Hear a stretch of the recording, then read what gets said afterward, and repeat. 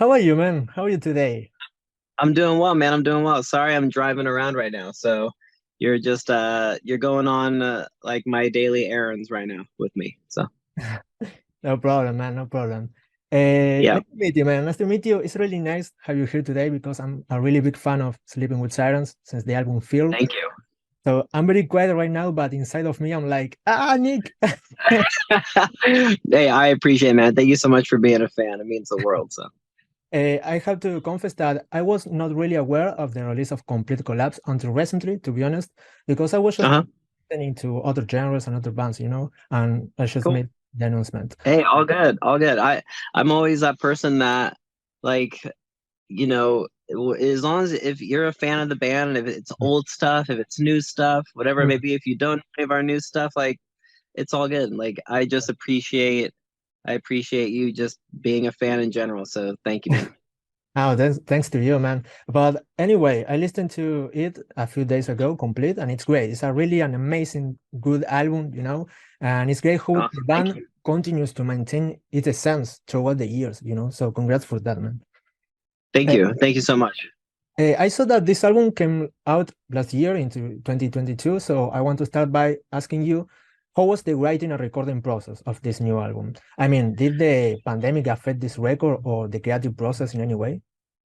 Yeah, absolutely. I think it affected us across the board in many different ways, whether it be negative or positively. I think that there was inspiration to be pulled from both spectrums.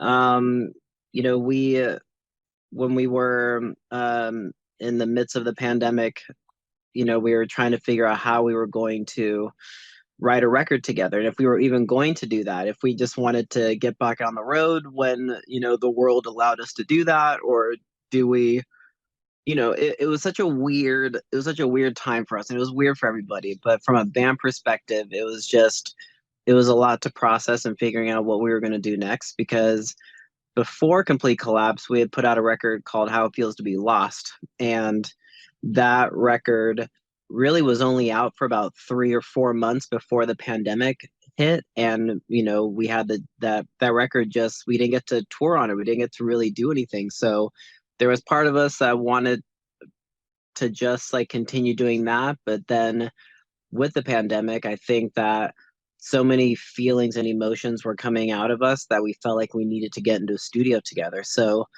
um, we just decided to get together and get in a studio and make it happen. And, that was the first time we'd seen each other since the pandemic had started. So we were kind of in this there was a weird, like, underlying vibe of like, are we going to be able to write a record? Like, are we in a place to do that? Like, are we, um, do we still got it? Because it had been so long since we'd been together and we had gone through so much. But yeah, during the pandemic, we just got together in Nashville and it it happened it happened really quickly. We got into a room together and I think in the first day we wrote 2 songs. On the following day we wrote another song. The day after that was another song. So it came out of us really, really easily. So the Yeah. pandemic really um inspired us in a lot of ways when making that record, and a lot of the lyrical content and the things we were feeling and the aggression and the sadness, everything was just, it was a very like therapeutic record for us to have during the pandemic. So that's kind of my Hmm. long answer for It was how cool, man. how that happened. Cool, cool. And do you have any favorite song of this album for any reason? A song that make you say, dude, this song is amazing. I think, ooh, that's tough. I think that the first song on the record, Tyrants, has that feeling for me.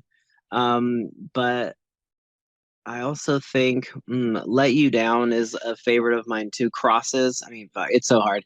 Probably Crosses, actually. Crosses was the first song that I wrote for the record.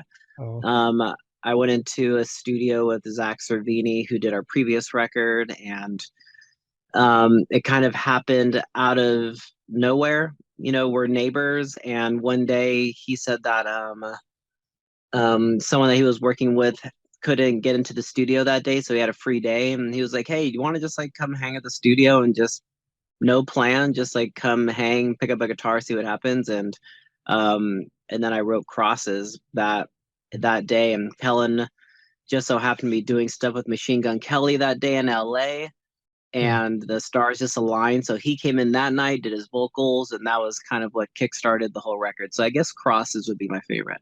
Yeah, that's my favorite as well. It's a really cool song because, yeah, how you say, it's really hard, it's really heavy. And I love Yeah. how well the voice of Kelly fits with Spencer Chambers' growth, it's really good. Yeah, it does.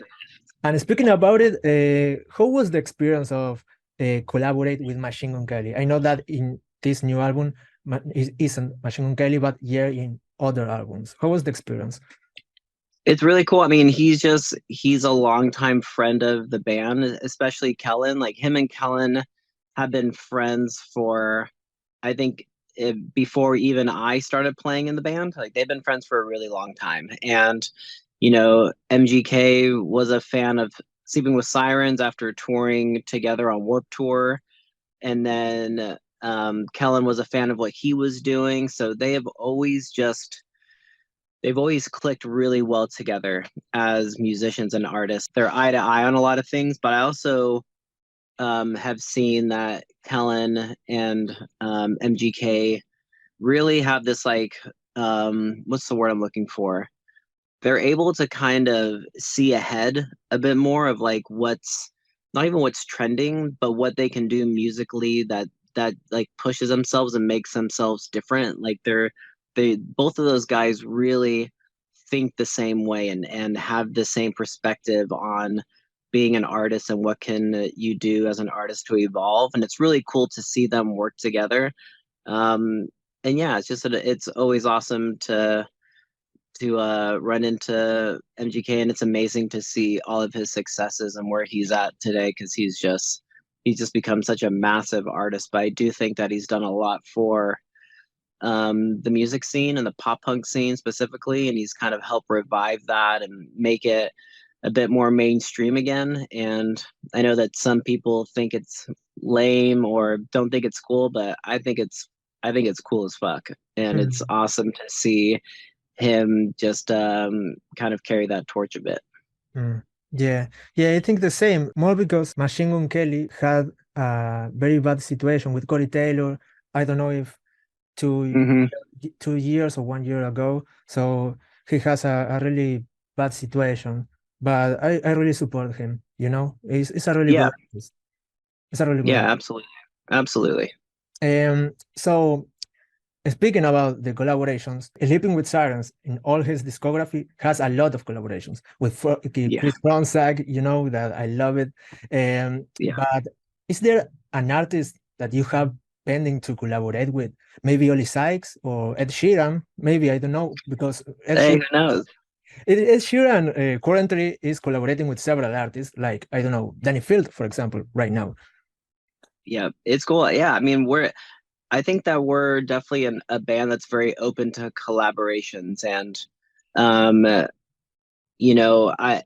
don't think that it really doesn't happen that we say we want to collaborate with this artist, like let's make it happen. It always seems to just kind of present itself, and the universe kind of puts us together with collaborative people. It's just organic, Yeah, and that's what makes it fun. There isn't this like, I mean, of course we all have like our personal lists of like wish lists of like it'd be so cool to do something with this artist or that artist, but I think it's always fun when it just kind of happens out of nowhere. And then you kind of surprise yourself with like, oh, I never would have thought that, this artist would want to do something with us, or we cross paths with somebody and they're like, hey, we should do something together. Like the thing with like even working with Spencer from Under Oath, like that was always a wish list, bucket list for all of us. And that goes as far back. Like I've known Spencer and the Under Oath dudes for almost 20 years. And we've always talked about, even in our previous projects and things that we were a part of like, we got to do something together. And it just never like aligned. And then when it worked out to make it happen this time around, it happened organically. It wasn't like write this song and like we need to get Spencer on it. It was you know, we had been chatting and we just kind of threw his name out, but we had already done the song. And then Spencer was just so happened to have free time to be able to make it happen. It just like that's like we like that kind of organic thing. And yeah, it's always fun. So who knows? Like we could collaborate with anybody. And that's what makes being and sleeping with sirens a lot of fun. You just like never know who might just show up on a song, and that's cool. Cool, man. Cool, perfect. And you recently just mentioned that the pandemic woke up a lot of feelings in you and the band regarding to the creative process. So I want to know, what do the cover and the title of this record represent? You know, the lyrics are connected with these things as a conceptual album, or each song talks about different topics? I think each song talks about different topics, but I think that a lot of those topics came to the surface with just being in the pandemic. It caused for all of us, especially Kellen and myself, to really do a lot of self-work and really hone in and focus on like things that we could be doing better in our own personal lives, even outside of the band. And so I think for a lot of people, you know, that came to a head being in the pandemic because you were stuck with yourself. You were stuck with your own thoughts. You were stuck with things that maybe you could escape from previously, and now you just had to like face a lot of shit like head on. And I think that was definitely a basis for a lot of the record. And I think that, you know, with the album cover and Complete Collapse, there was just this feeling of, you know, throughout the pandemic that, you know, the world felt like it was just falling apart all around us, but we're doing everything we can to stay positive and put a smile on our faces. You know, that's why on the cover, it's these people, you know, sitting poolside, having cocktails and like enjoying life when everything around them, like the world is on fire.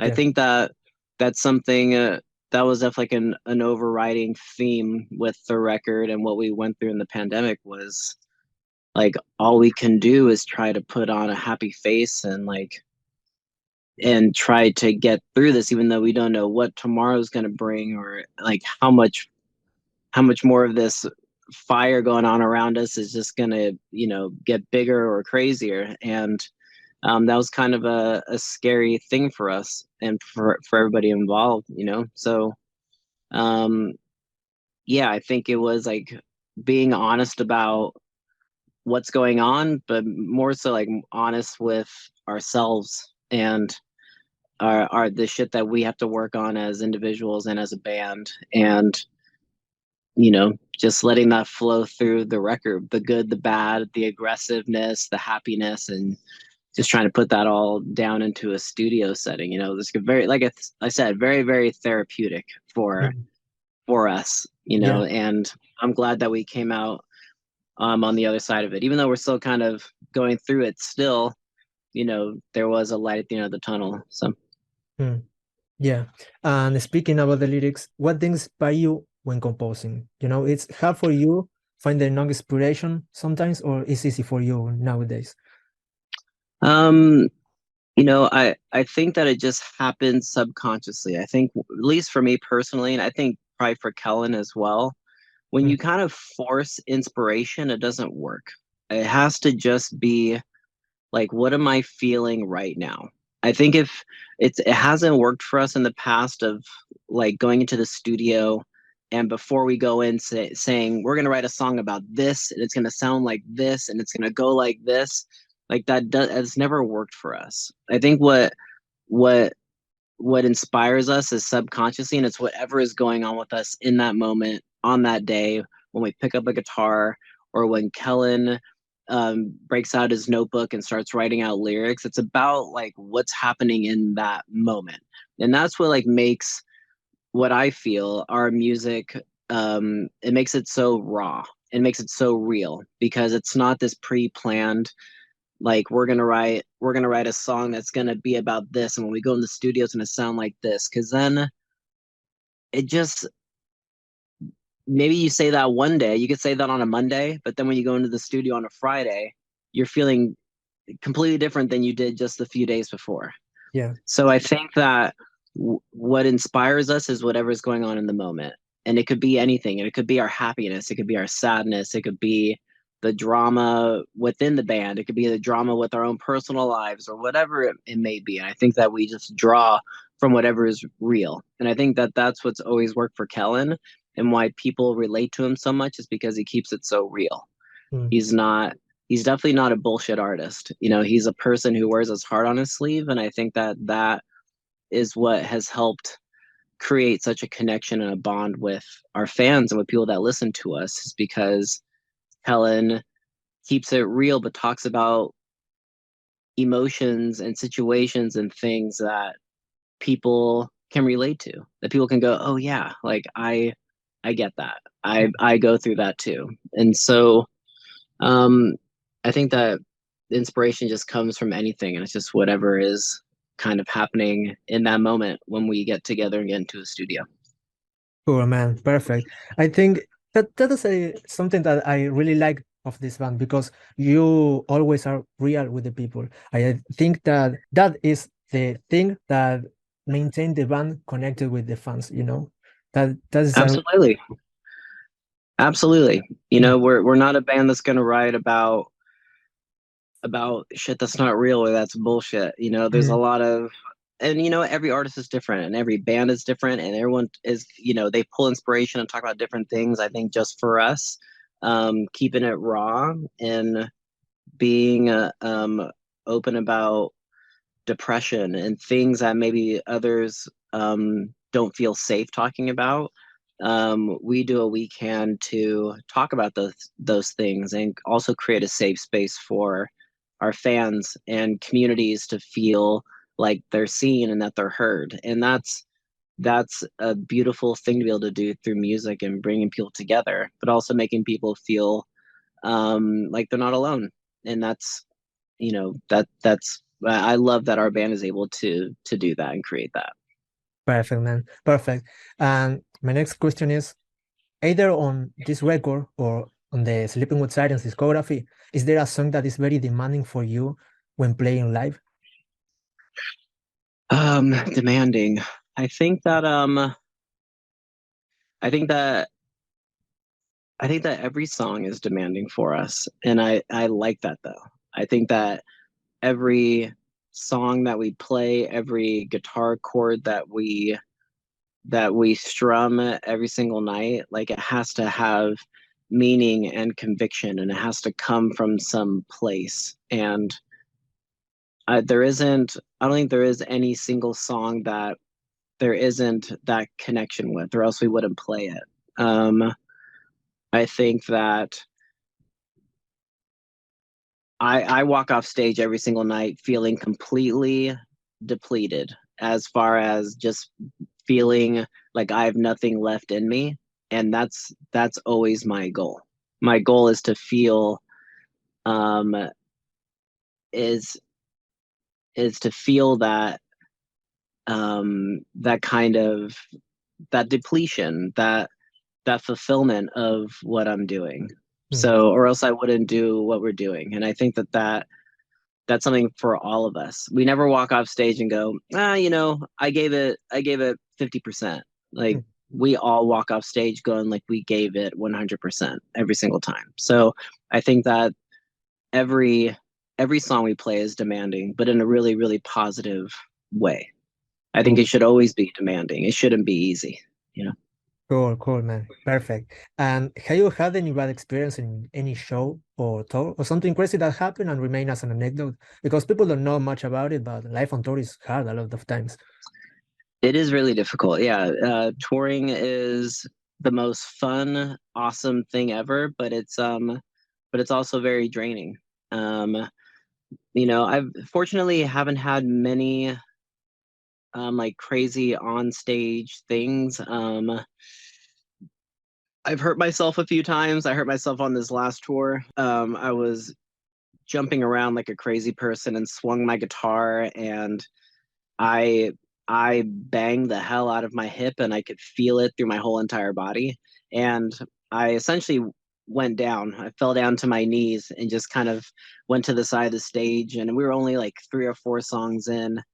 And I bruised myself pretty bad. Actually, right now, I've got a bunch of bruises on my leg. You know, like it's demanding. And yeah, I kind of turn into a different person when I get on stage, and all of that, you know, aggression or whatever it is that I have in my system is like that all comes out when I play. So I fuck myself up every now and again. You know, we all have like shoulder problems and neck issues and leg issues, and this is part of the gig, it's part of the job. You know, Yeah. what's the life of being in a rock and roll band if you're not gonna, you know, put yourself through the ringer a little bit, you know? Yeah, yeah.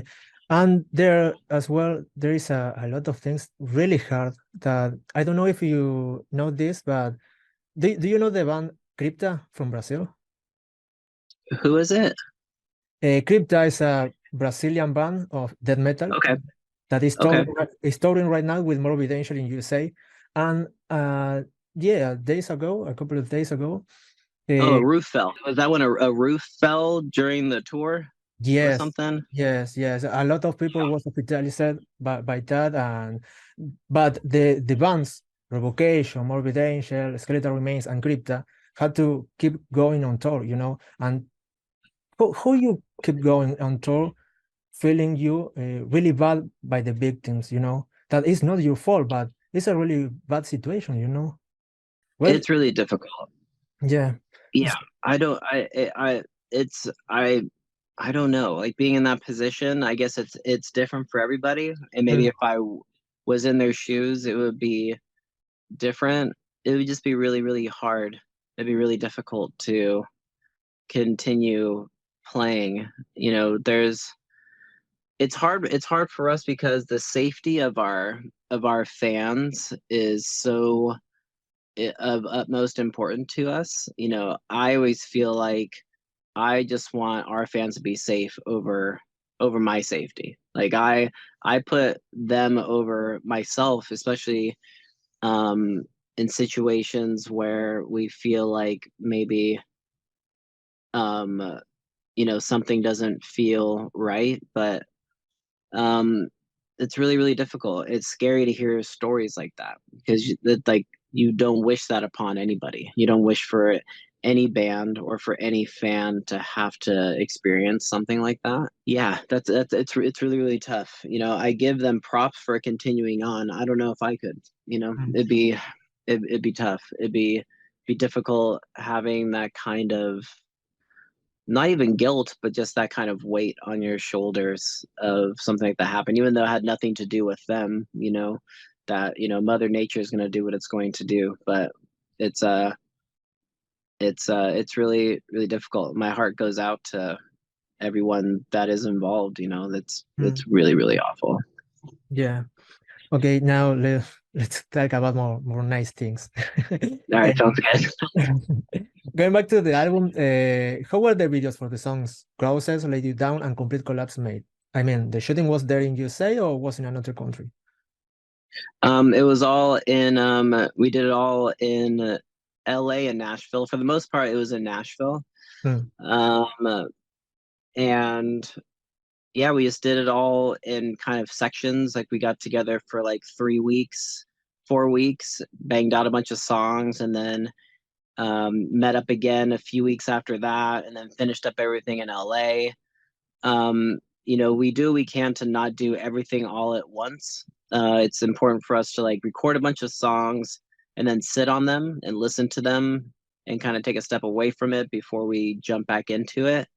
So yeah, it was a process that took a couple of months, you know, and um, yeah, I think that we've figured out a rhythm for what works best for us when we're recording records. So it was surprisingly not a very like stressful record to make, which was a good feeling because we've definitely felt that in the past. I feel like there was no pressure Hmm. when we were making this, and there wasn't like a deadline or we had to like have things done at this time or in this month or whatever it was, and that that presented a very like fun environment to make a record in. How long did it take to finish it, each video? 1 day or more than 1 day for each video? Oh, music videos. We usually do the music videos in 1 day. So each song will take a day for us. It's been rare that we've done multiple days. Yeah, usually just a one really, really long, draining day from like morning until the following morning. It's a long day. Yeah. Yeah, I imagine. Okay, we are reaching to the end, and I want to know how you feel working with Sumerian Records. I hope I pronounce it well. Because you was in, I think, Epitaph Records, Rise Records, and Warner Bros. And now you are in, this new label. How you feel working with them? We love it. I think adding to what I was just saying, actually, like, you know, they're so accommodating and so supportive as far as letting us be artists. And they're not, you know, they're not a label that oversees every little bit of detail that we do when it comes to our music. Like, they let us be artists. They let us write what we want to write and be who we want to be and write the songs that we want to write. And we love that. We love having that kind of creative freedom, and they just have an amazing team there that know what they're doing and support the artists through and through 100% and give it their all. And there's not much else we could ask for in a label, you know. Like, that's great to have people that genuinely give a shit about what we do and just want to amplify that and help, you know, help it reach as many people as possible. Yeah, cool, man. And now I have the $1 million question because Okay. I know that the band just finished a European tour and another tour in the UK, but do you have in mind a Latin American tour for this year? Yes, we're talking about it. There's talks. We love coming down there so much. So we ask all the time of like, when are we making this happen? When are we making this happen? And it's gonna happen very, very soon, I promise. There's a lot of things in the works. There's a lot of things. I'll just leave it at that. So there's a lot of things even beyond yeah, I guess I can't say too much, but there's a lot of things being discussed, and we're definitely going to make it back to Latin America. Cool, man, perfect. And I know something by my ex-girlfriend that in I think the last time that the Sleeping with Sirens was in Argentina in 2015, she told me that you was with the rest of the band in Puerto Madero, a very famous place here in Buenos Aires, when where a lot of fans were teaching you Argentinian insults. This is correct? That sounds about right. Yeah, we're those people that like teach us some. It's like, how can I insult my best friend? Like, how do I call him an asshole? You know, we love that stuff. You know. Yeah. Like, also, it's like boludo, for example. Yeah. Yeah, something like that. Or son of a bitch is like hijo de puta, for example. Yeah. See, yeah, that's great. I love it. Okay, Nick. Now the last question to finish. What advice would you give to a band just starting out in the industry? You know, a tip for a new band or for a new guitarist or vocalist in the beginning of his career. I think it's important to just be as unique as possible. I think it's important to pull inspiration from your favorite bands, but it's also important to filter that and make it your own. That's always the best advice I can give, is don't do what everybody else is doing. Like, what can you bring to the table to be unique, to be you? Because all of our favorite bands, all of our favorite artists, they all stand alone as like their own thing. You know, maybe they sound like some other bands, but at the end of the day, you can always say, oh yeah, that's definitely this band, or that's definitely this artist. So like, what can you be doing to stand out that way, to be like, when someone hears your music, they know, oh, that's you. Like, that's exactly who that is. But it's also important to pull inspiration from groups and artists that you love, but always have in the back of your mind, what can I do different to stand out in a crowd? If there's 1,000 other bands that sound just like you, how do you become the one band that stands out from those 1,000 other bands? That's the best advice I can give. Perfect. Perfect, Nick. That was all for today. It was a really nice interview, so I just want to thank you for your time again, and I wish you a lot of more success because this new album is amazing. I hope to see you soon here in Argentina. Sounds good, brother. Yeah, when we make it to Argentina, come hang out. Take care, man. All right. See you, brother. Thank you so much. Thanks to you.